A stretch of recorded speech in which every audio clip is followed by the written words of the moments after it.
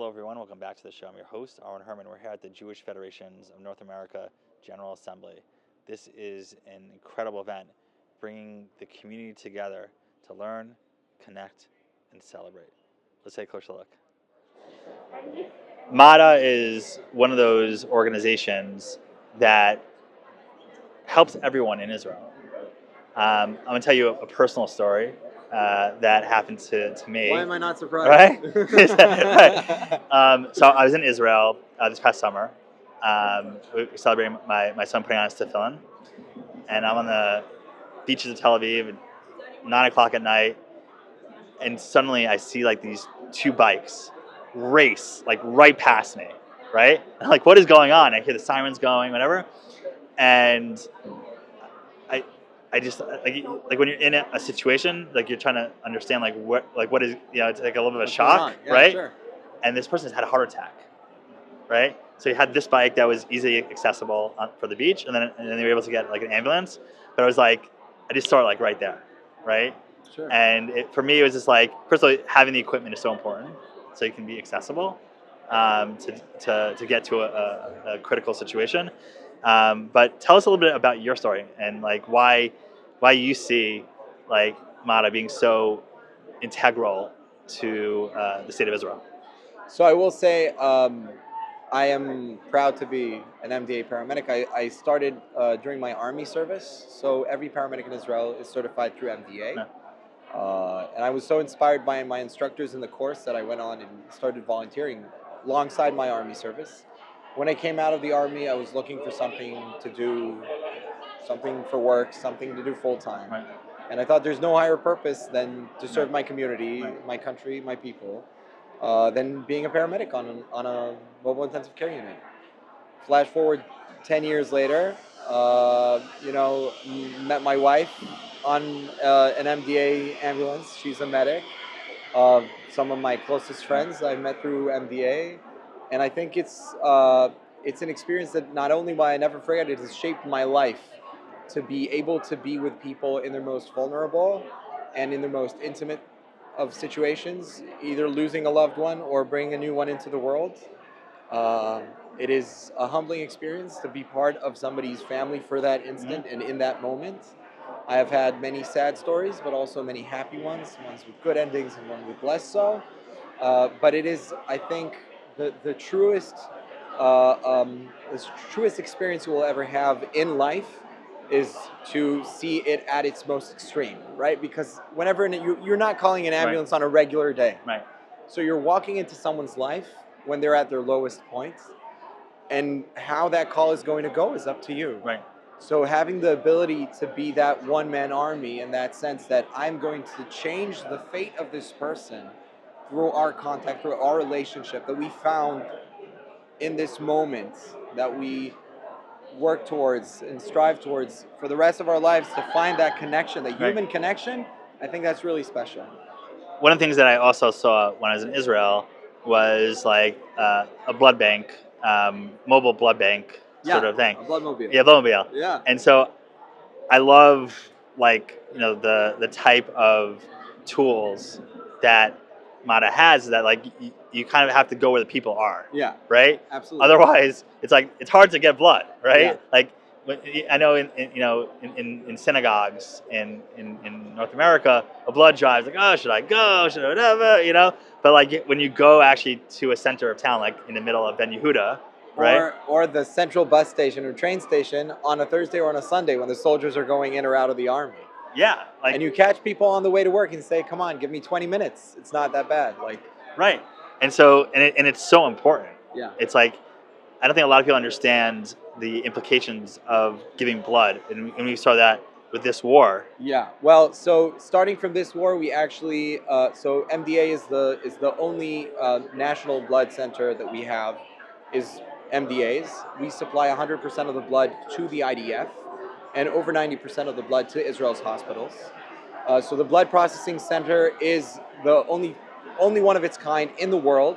It's basically in a bomb shelter. It's fully protected because unfortunately, even these very, very much healthcare civilian type of infrastructure is targeted by our enemies. So we have the need for a bomb shelter blood center.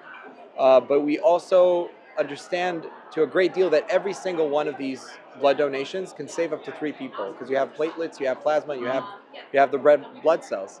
So the IDF, starting October 7th, has started to give whole blood to its soldiers from the paramedic level.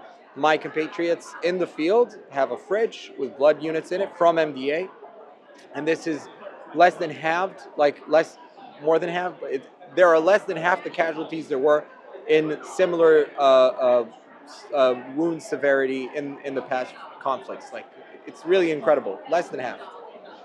When I think about like from heart attacks to like terrorism, it's a big gamut, it's a big thing. So how do you prepare, first of all, emotionally and physically, for said response?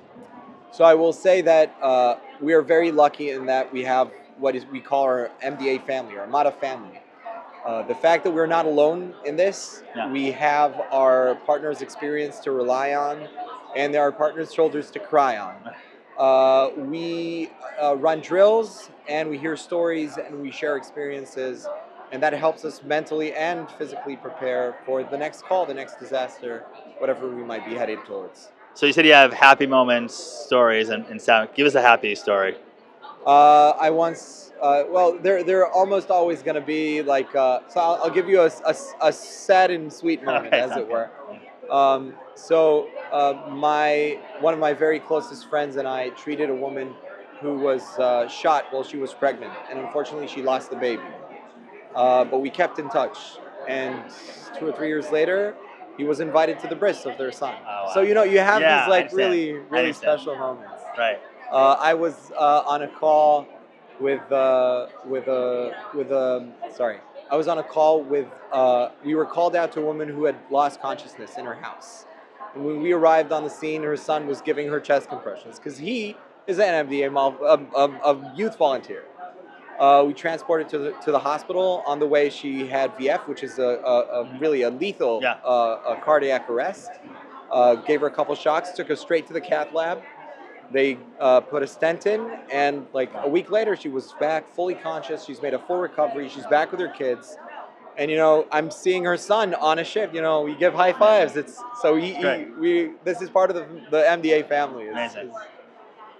What gets you up in the morning to do what you do? So I think it goes back to both of the things that I mentioned. One is the MDA family, the feeling Yeah. that you're going to work with people who truly care about what they're doing. And the second is the fact that every day you can make a change in someone's life. Every day you're touching people, both literally and figuratively, at their most vulnerable, at their weakest, when they need that support, when they need that helping hand. You get to be there. And I remember reading about Mada's efforts during the war, and how taxing it can be on staff and on equipment and everything. and I forgot, I think it was $200,000 a day over budget, basically. Probably. Each day. Yeah. Now that's a lot, and you have to do something more with less, right? How do you prepare for those hard times? So they say you're always fighting the next war. Yeah. So we're always trying to find a way to streamline the process. This Metacycle right next to us is part of that. It's to cut down response times, to save the ambulance for the call where they're really warranted, to have somebody there to say, we need that ambulance, we don't, we can handle it ourselves, or we can't, we need a mobile intensive care unit, or we can do with a BLS unit, a basic life support unit. So that kind of efficiency is what we're striving towards. That's what is going to help us be more slim, right. more sly, agile, more agile. Right. Yeah. And so you talk about like the different cycles a little bit, and I've seen it firsthand. What about technology? What type of technology do you utilize before you go to a scene? So I will say MDA is one of the more advanced dispatch centers in the world. It's actually something we're very proud of. It was developed in-house, but it's also exported to other places. A lot of people, a lot of medical services from around the world come to see our tech, especially in the dispatch. We have an app you can download, but if you're not one to download apps, as most people are not, you call the dispatch. There will always be either a medic or a paramedic on the other side of the line. It's not 911. This is a special number you call when you have a medical emergency. So you have a medical professional on the other side of the line. Yeah. And they will send you both a WhatsApp message and a text message Smart. with a link that will open up your camera, your geolocation, that you can So take smart. pictures or video and see that, have the medical professional give you advice as what we call remote helping. Smart. Yeah. So Right. that is one of them. We have automatic dispatch for the 5 closest first responders. We have over 30,000 first responders in Israel who are waiting for that call to Right. come out. Be they with motorcycles, whether it's their own car, they have a bag in the back, Right. if they're doctors, if they're paramedics, if they're medics, whoever they might be. And the fastest people on scene are going to be the ones who are going to be dispatched automatically.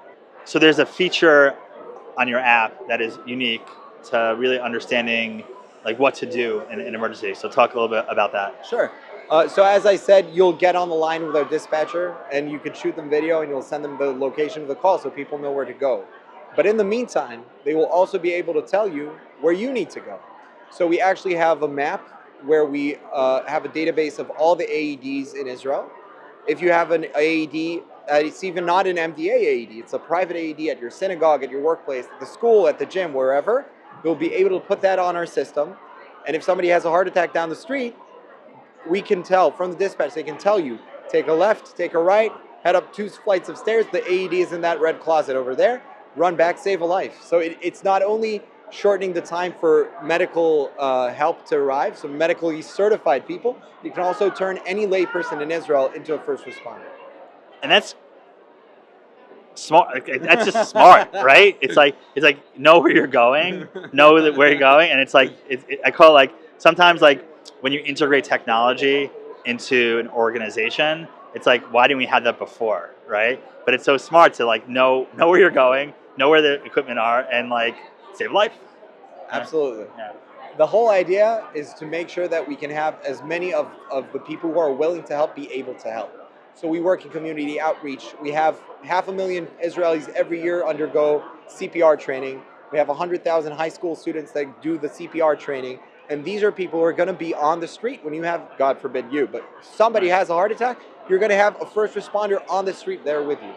So that's our goal, to have every person be able to respond to that emergency because we are a people. So Okay. Well, thank you so much for all your work. you're very welcome. Really do appreciate it. Yeah.